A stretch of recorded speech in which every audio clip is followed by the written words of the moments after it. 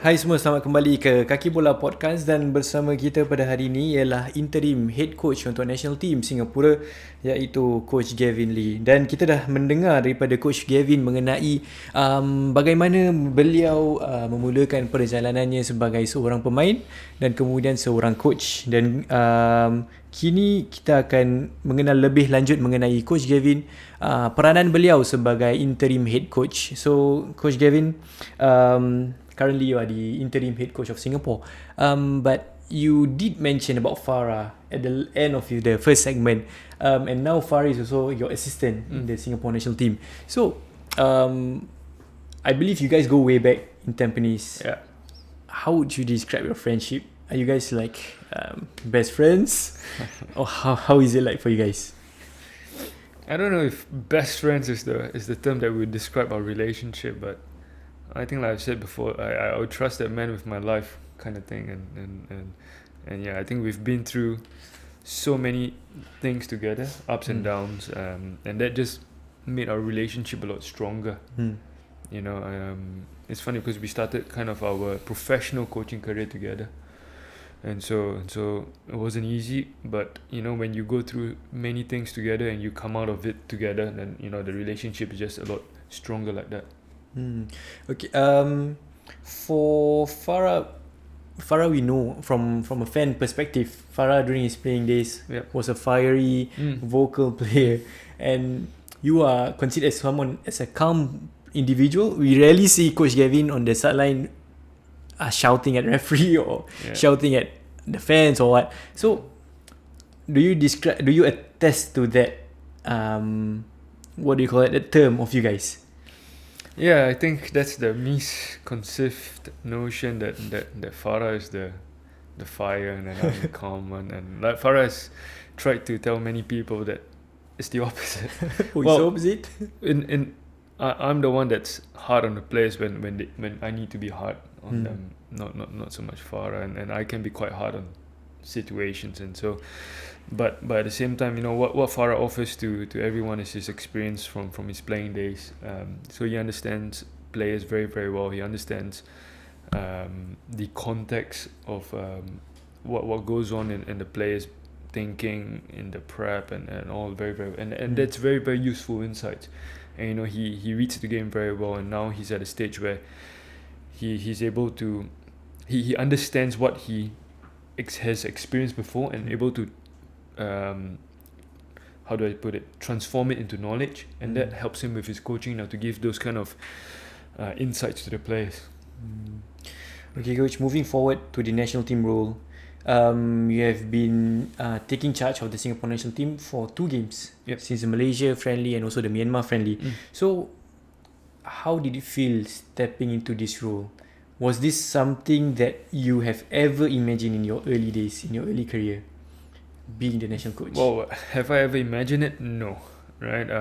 I said this also before, where even before I got the Tampines job, I never thought I would be a professional head coach. I never thought the chance would come, right? And then when I was at Tampines head coach, I never thought I was going to be the national coach of head coach of the national team also, right? Because I do stand by this, like when you're in the job, just focus on what you do, right? There's no point dreaming of what's next if you don't do your job currently well, right? So it's about your next task, next action, all the way. And then when doors do open because you do some good work, then you know, then step through the door. But until then, you know, just keep your heads down and just work as hard as you can. Can you walk us through the feeling when you got that what do you call that message, or whatever ways they appoint you? The first thing, what went through your mind? To be honest, yes, the first thought I had was, the first thought was I needed to inform my wife, right? Because to be fair, we decided at first take a break, 6 months break. 6 months break from football. From football at least, because we want to focus on something else. And then the call came, and then I had to inform her. And then after that, the next thought was like, okay, what do I need to organize first? You know, in terms of the of everything that's going on, the stuff and what's next, the schedule and stuff like that, because it's like work mode straight away. So there wasn't a time where I was like, oh, I didn't really think about the job until, to be honest, like I think when we were singing the national anthems at Bukit Jalil, then there was a pause. It was like, oh, this is surreal. This is quite a nice moment, and a lot of pride, because you are representing the country. Every time you represent the country, that's the biggest honor. And so at that point, it was like, yeah, this is nice, But then very quickly, it's like, okay, Figueredo is playing, he's playing. Okay, game mode on. What was the game plan, and stuff like that. Yeah. Okay. Also in the national team, like you mentioned, Haris and Izwan, somewhat your teammates during your playing days, and now they are your players. Yeah. How do you balance between? How do you draw that line between as a peer and also as a coach? Because we know you guys are around the same age. We are grew same up age. together. And then like how do you actually draw that line? Or between that. Now the fortunate thing for me is individuals like them, they don't need me to draw the line, right? They're professionals, individuals. They understand the role that they're playing. They understand the role I have to play, and we go forward like that. So there isn't a lot like, okay, now we cannot speak like this. Or, no, we just behave normally. But they understand that ultimately I have to make certain decisions. They have to perform things according to certain decisions, and because here we are all professionals, and so it's not really about friendship right now, right? But of course, like there are spaces outside the professional mode where we're just friends, right? We grew up together, like you said, and they still call me by name, and I don't expect any less. It'd be very awkward if they start calling me coach. So that's fine, and I think that already happened in Tampines where I first got it. What was I, 28 years old, and Dan Bennett was like a lot 40. a lot more senior than I am, and there were other players like Amri, Shadan, those guys, Yas, Jordan. They're all more senior than me, right? And I wasn't going to expect them to call me coach, right? They call me what you're comfortable, as long as we know our role and we perform our role, because our main intention together as a group is to have success on the pitch for the club or for the nation, right? And as long as we are all acting in a way where we're going to get one step closer, then that's fine, right? We are talking about senior players, but now we are shifting our focus more onto the younger ones. Coach, you've been influential in giving young players like Ryan Sanizal, Glenn Quay, and many others their maiden call up to the national team, because you coached them in the club level, and then you made them who they are currently. What's your approach actually and now in the 26-man squad, we know that Ong Yuen and also Jonathan Tan received their maiden call up. What kind of approach do you take when giving younger players the opportunity to actually play at the highest level?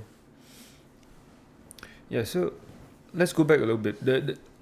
What's the purpose of the national team, right?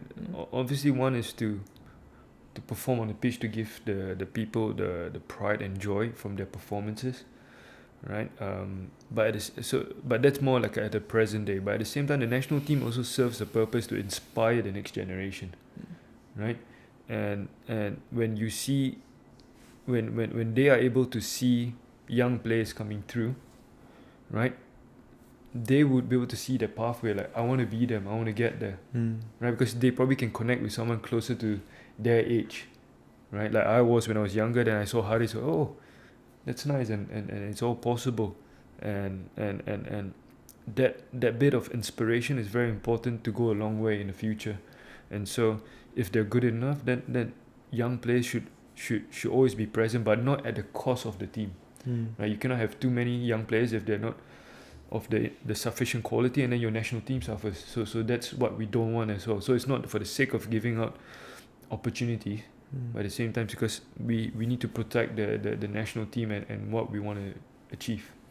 Speaking of Ong Yuen, he's someone that actually has been the talk of the town because in social media people are talking about him in Young Lions.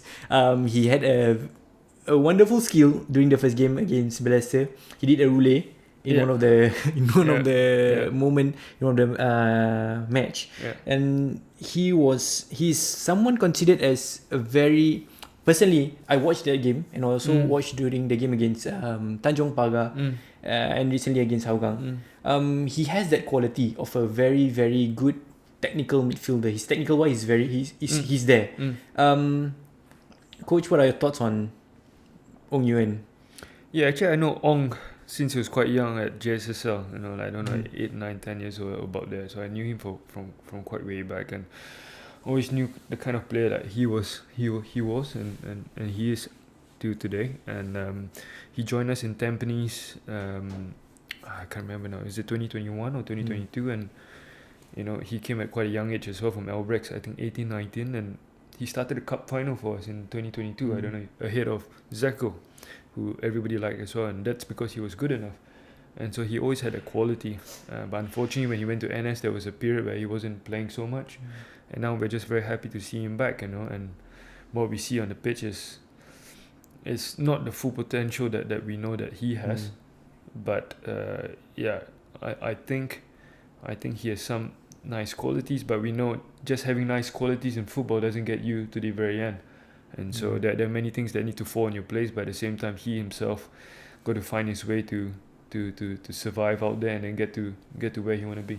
We'll talk about the Singapore football development. When we look at Singapore football, what do you think we need to do to actually consistently develop these players at the highest level?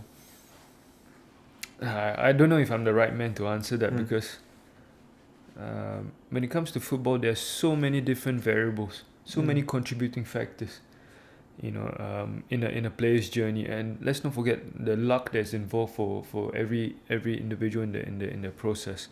So, like in every organization, if you want to achieve your ultimate aim, your ultimate intention, target, whatever it is, you need everybody aligned as possible, and I think it's no different from our Singapore football. If we want us to get somewhere, then we all need to be aligned in the same direction, work together, work with each other, because that's the best way to give us any chance of success.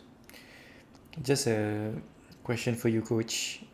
Speaking of development, looking at long term, if you have all the resources, unlimited resources, Coach, what's one project that you want to do to uplift Singapore football, if you have any? Why you keep the tough questions to the very end? It's not easy. I mean, like I mentioned, there are many contributing factors when it comes to development and performance. Many contributing factors, and I'm a believer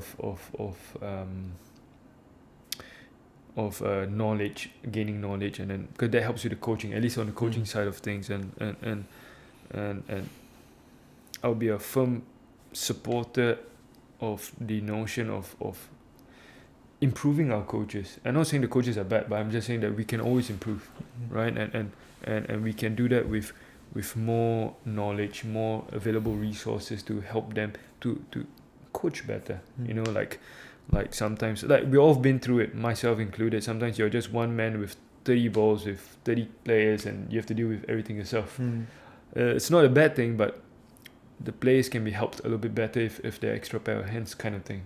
So these are things that we can all help each other with, so that the players ultimately get the best coaching and support in the best environment possible.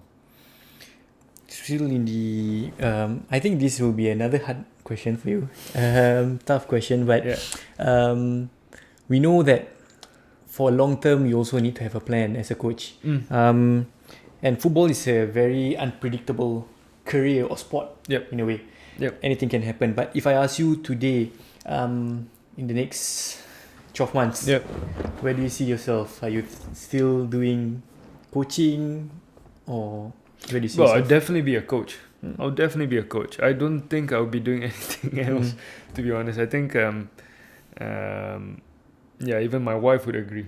I wouldn't be a good I wouldn't be a good worker in any other industry. Yeah, so definitely be coaching. But like I've said before, I don't spend a lot of time thinking about 6 months, 12 months, to be honest. I'm just really focused on the present. And in the present, right now, for me or for us, India Games. Every single day you're trying to improve certain things or manage certain things so that we arrive in the October window in the best possible condition. And that's just what fills up my brain at this moment. So you're still looking at club level or national level coach? Again, I've said that if I do my job well every single day, hopefully we get some good performances and results, and then whatever doors open in the future, opens in the future. Then when that happens, we can have this conversation again. Here you go, everyone. That's Gavin Lee for you. I think, Coach, we have come to the end of our Kaki Bola podcast, and on behalf of Berita and Kaki Bola podcast, we thank you for your time. We know it's going to be a very, very crucial time for you and the boys. Maybe before we end, you can share with the fans, to the audience, to the readers, your last words before your game against two crucial games. Maybe you want to garner support from the fans.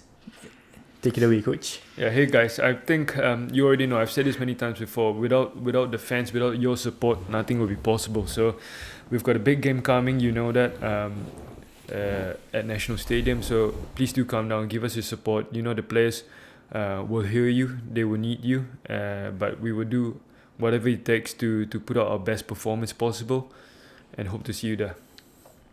Thank you, Coach. All the best for you and the boys. Thank you. Let's get the win against India. Two crucial games. And thank you, everyone. Terima kasih kerana menonton episod kali ini Kaki Bola. Nantikan episod seterusnya Kaki Bola bersama saya, host anda Hazman Abdul Aziz, dan jumpa anda lain kesempatan. Bye-bye.